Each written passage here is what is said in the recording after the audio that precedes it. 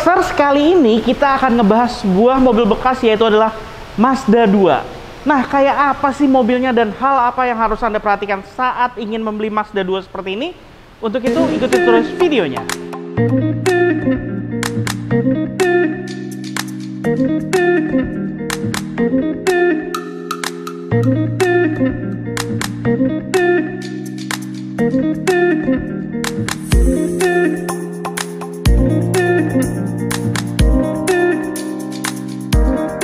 Pada saat Mazda 2 generasi ini keluar, mobil ini sebenarnya benar-benar memberikan teknologi yang menggebrak bagi para rivalnya seperti Honda Jazz dan juga Toyota Yaris.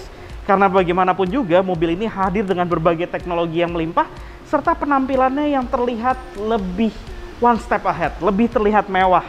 Apalagi di bagian tampilan depannya ini, yang mana sudah hadir dengan sentuhan DRL, serta dia dilengkapi dengan proyektor yang mana di bagian lampu proyektornya ini juga sudah dilengkapi dengan lampu LED. Dan memang yang di samping kami ini adalah merupakan varian di tengah, yaitu merupakan varian R sebelum versi facelift. Dimana untuk versi tertingginya yang GT, bahkan dia memiliki fitur yaitu adalah headlampnya ini dia dilengkapi dengan fitur auto leveling. Nah, untuk tipe R ini dia belum dilengkapi dengan fitur tersebut, tapi menurut saya dia sudah jauh lebih oke dibandingkan dengan para rivalnya. Kemudian desain grillnya sendiri pun pada saat itu memang mengikuti desain Mazda yang juga diberikan kepada seluruh varian Mazda, yang mana disebut sebagai desain kodo di sini, yang memiliki bentuk yang unik, yang mana bentuknya nyaris sama di seluruh tipe Mazda. Kemudian model bumpernya juga diberikan sedikit sentuhan sporty di sini, yang mana dia juga dilengkapi dengan fog lights, tapi fog lights-nya masih menggunakan bohlam halogen biasa.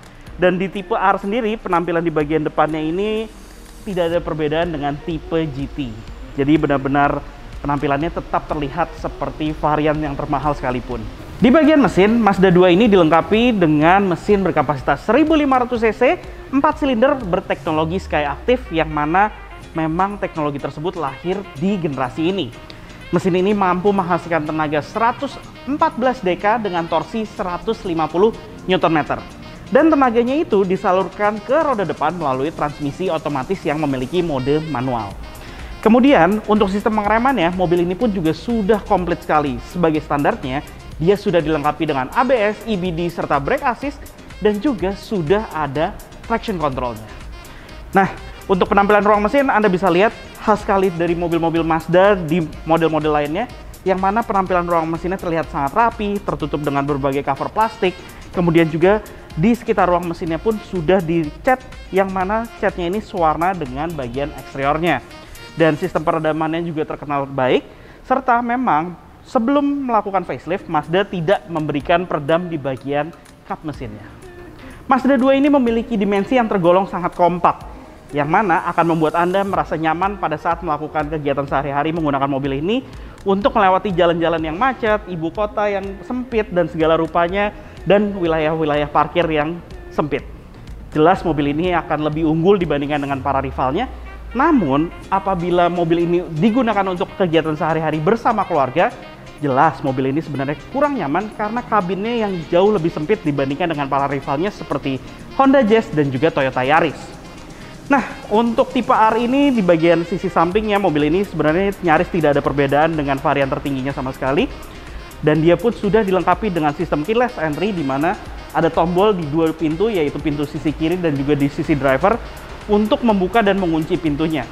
Selain itu, sistem pelipatan spion sudah secara elektrik dan juga dia dilengkapi dengan lampu sen di bagian kaca spionnya.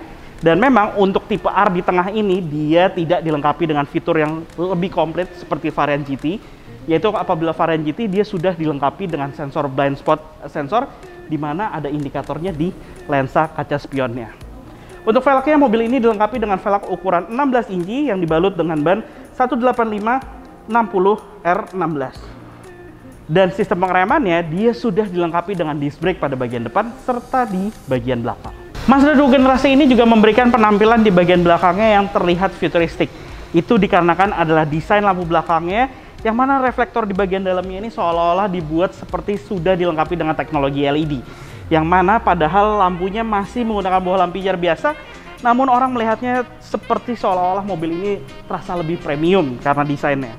Kemudian desain lampu belakangnya menurut saya juga cukup proporsional dengan ukuran yang pas di sini.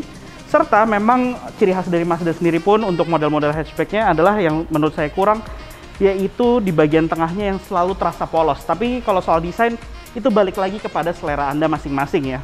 Dan di bagian bumpernya menurut saya cukup simpel desainnya, namun juga diberikan sentuhan sedikit warna hitam dari setengah bagian bumpernya, yang mana memang arahnya kok jadi kayak ala-ala crossover ya di sini ya. Tapi ya itulah desain dari Mazda untuk saat ini yang menurut saya tetap unik.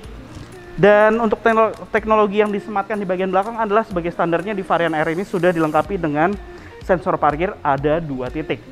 Wiper kaca belakang, defogger kaca belakang, lampu rem ketiga LED di bagian atas juga menjadi standar pada mobil ini. Dan di tipe R ini dia juga sudah dilengkapi dengan roof spoiler seperti ini dengan warna yang tidak sama dengan bagian bodinya. Jadi seolah-olah terlihat lebih sporty. Oke, sekarang kita buka bagasinya. Dia modelnya adalah micro switch untuk pembukanya, bukan tuas.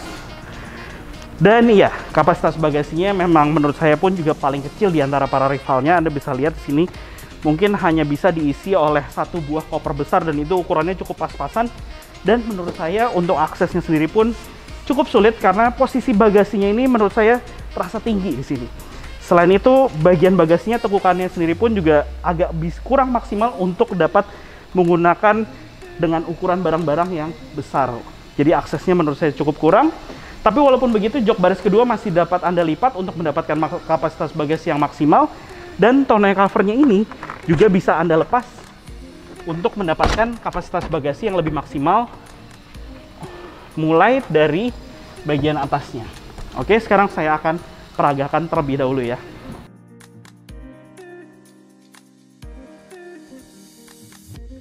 Nah, pada saat jok baris keduanya terlipat seperti ini, kapasitas bagasi jelas akan bertambah secara signifikan. Tapi memang pada saat joknya dilipat ini, dia tidak rata dengan lantai bagasinya. Kemudian di bagian sisi kanan kirinya juga tidak ada tempat penyimpanan tambahan.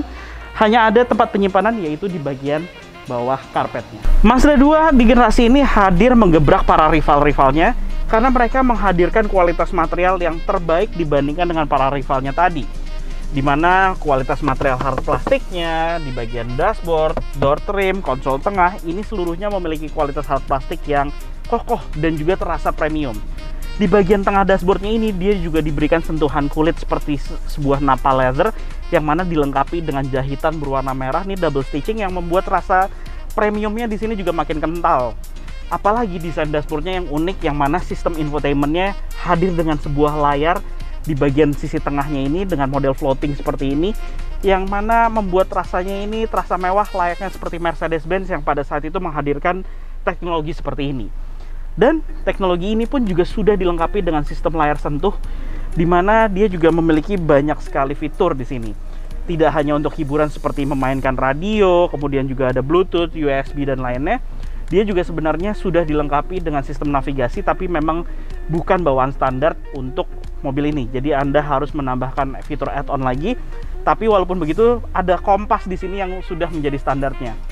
Selain itu pengaturan mobilnya sendiri pun juga dapat diatur melalui fitur ini di mana di bagian tengahnya ini nih ada controllernya nih untuk mulai scrollnya kiri ke kanannya semua. Di sini ada pengaturan untuk kendaraan mulai dari pengaturan kunci pintunya, kemudian juga pengaturan lampu dan juga ada pengaturan beberapa hal lainnya yang mana menyangkut untuk pengaturan pada mobil ini. Selain itu, suara audio pada mobil ini pada bawaan standarnya juga menurut saya paling terasa premium dibandingkan dengan para rivalnya. Karena apa? Dia sudah dilengkapi dengan speaker di bagian depan yang mana sudah model split, jadi ada two way di depan, serta sebagai standarnya dia juga sudah dilengkapi dengan subwoofer. Jadi suaranya benar-benar mantap di sini menurut saya. Saya kalau punya mobil ini tidak akan melakukan modifikasi untuk audionya karena saya merasa cukup. Oke, lanjut lagi ke bagian tengah dashboardnya ini. Di bagian bawahnya dia punya kontrol AC, di mana kontrol AC-nya ini fiturnya komplit. Ada fitur auto, kemudian juga ada fitur pengaturan arah udara mulai dari bagian tengah, atas, dan juga kaki. Serta ada tombol defogger untuk kaca belakang dan pengaturan temperaturnya ada di bagian sisi sebelah kiri. Kemudian di bawah di sini ada slot untuk CD ke sistem fitur infotainmentnya, di mana dia juga sudah bisa memainkan DVD di sini. Dan di bagian bawah nih, nah di bagian bawahnya ini ada slot banyak, ada 2 buah USB, ada slot 3,5 mm, ada slot untuk colokan 12 volt, kemudian juga ada slot untuk SD card-nya. Oke, lanjut lagi ke bagian instrumen cluster dulu nih ya. Untuk di bagian instrumen cluster, di sini adalah merupakan mobil ini tipe R. Kalau tipe R ini dia punya perbedaan dengan tipe GT, yaitu di bagian tengahnya, di bagian analognya ini adalah speedometer, sedangkan tipe GT itu adalah RPM. Tapi untuk tipe R ini RPM-nya ada di bagian layar sebelah kiri, jadi dia modelnya digital. Dan di layar sebelah kirinya ini di bagian bawahnya ada penunjuk odometer dan juga trip meter menggunakan tuas yang ada di sini nih. Sedangkan di bagian kanan, nah di sini adalah sebuah layar menjadi sebuah fitur MID. Dalam keadaan default, di bagian atasnya itu adalah penunjuk untuk temperatur udara luar dan di bagian bawah adalah penunjuk untuk tangki bahan bakarnya. Sedangkan di bagian tengah ini ada MID yang dapat diatur melalui tombol yang ada di bagian lingkar kemudi.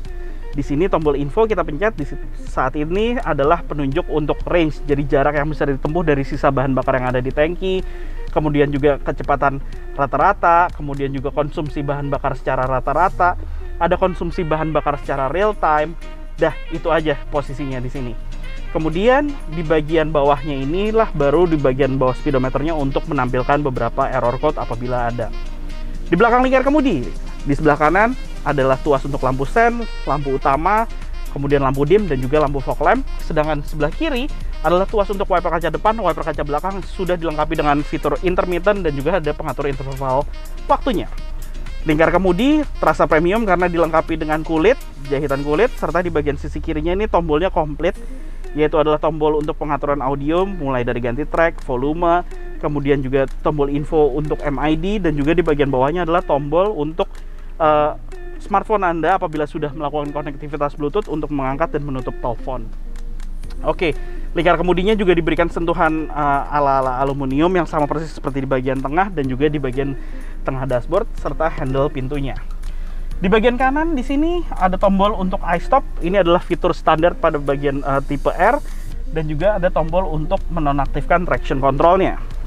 Tuas transmisi modelnya cukup standar di sini, ada mode manualnya tapi memang tidak dilengkapi dengan pedal shift, dan dia juga dilengkapi dengan pengaturan mode berkendara. Ada 2 pengaturan, yaitu normal dan juga ada pengaturan sportnya. Nah, di sini adalah tombol-tombol untuk kontrol yang seperti saya bilang tadi, sistem infotainment.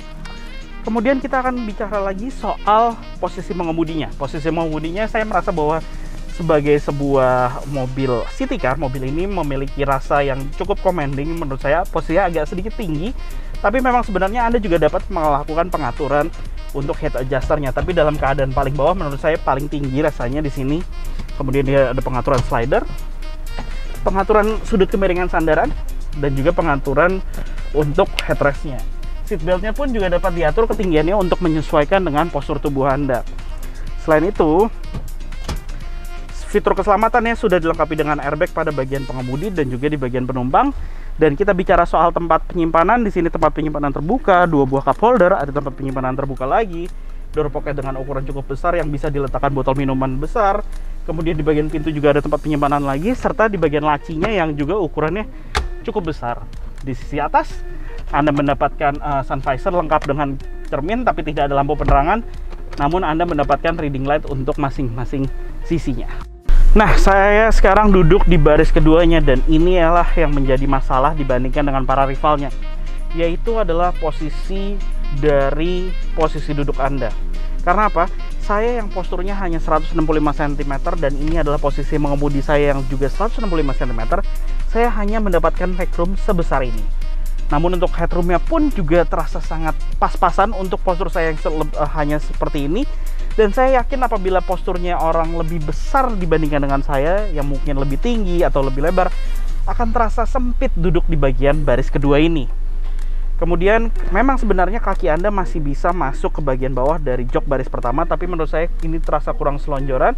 Dan juga menurut saya di bagian pahanya sendiri, penyangganya ini, jok bagian bawahnya ini tidak dapat menyangga secara sempurna di bagian kaki saya. Tapi untuk sudut kemiringan sandaran menurut saya sudah sangat cukup. Di sini tidak terlalu rebah, tidak terlalu tegap, dan untung saja headrestnya dapat diatur ketinggiannya untuk menyesuaikan dengan posisi penumpang di bagian belakang. Dan uniknya, walaupun mobil ini memiliki ukuran kabin yang kecil, tapi ada 3 buah headrest yang disediakan di sini, yang mana artinya sebenarnya masih diciptakan untuk diisi oleh 3 orang penumpang dewasa secara sekaligus, serta seatbelt 3 titik juga menjadi standar pada mobil ini.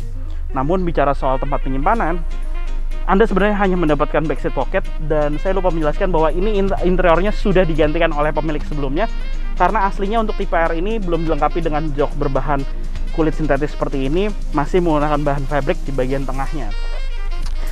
Dan di bagian door pocket Anda juga tidak mendapatkan, hanya Anda mendapatkan sebuah kantung kecil di bagian door trimnya. Selain itu di bagian belakang Anda juga mendapatkan tonneau cover untuk meletakkan barang-barang yang ada di atas bagasi Anda. Nah, jadi itulah review mengenai Mazda 2 tahun 2016 seperti ini. Apa aja sih yang harus Anda perhatikan saat ingin membeli mobil ini? Ada beberapa hal yang harus Anda perhatikan pada mobil ini, yaitu kita mulai dari hal pertama adalah steering rack. Mobil ini kerap dikatakan oleh para pemiliknya yaitu steering rack yang mulai bermasalah, di mana pada saat Anda melakukan perjalanan menggunakan mobil ini dan melewati jalan berkontur buruk, steering rack ini akan mengeluarkan suara seperti oblak. Dan hal tersebut biayanya cukup lumayan untuk melakukan perbaikan, bahkan sampai dengan penggantian. Kemudian hal yang kedua adalah sering terjadi yaitu bagian magnet clutch dari kompresor AC. Jadi AC tidak bekerja secara optimal pada saat Anda melewati jalan yang macet, di mana AC-nya akan terasa mulai tidak dingin, dan pada saat RPM tinggi barulah kompresor AC-nya ini magnet clutch-nya bekerja secara optimal. Nah, magnet clutch-nya ini seringkali Anda harus melakukan penggantian, karena apabila tidak melakukan penggantian, Anda akan merasa kepanasan pada saat Anda melakukan perjalanan dengan macet-macetan. Dan selain itu di bagian AC-nya sendiri juga ada beberapa orang yang mengatakan bahwa kondensor AC-nya ini mulai kerap bermasalah, yaitu mengalami kebocoran. Dan hal berikutnya adalah di bagian yang unik, yaitu businya. Para pengguna Mazda 2 juga mengatakan bahwa busi dari mesin Skyactiv-nya ini harus menggunakan busi yang khusus untuk tipe Skyactiv, dan harganya cukup lumayan. Jadi sebaiknya Anda harus melakukan pertanyaan kepada pemilik sebelumnya apakah sudah pernah melakukan tune-up dan melakukan penggantian busi. Dan yang terakhir adalah akinya. Karena aki dari Mazda 2 ini yang dilengkapi dengan teknologi iStop harus menggunakan aki khusus yang bisa menggunakan fitur tersebut. Karena apabila tidak, fitur iStop tidak akan dapat bekerja, dan juga akinya lebih cepat mengalami drain out. Dan harga aki yang dilengkapi dengan iStop tersebut harganya cukup lumayan, bahkan melebihi dari 3 juta rupiah.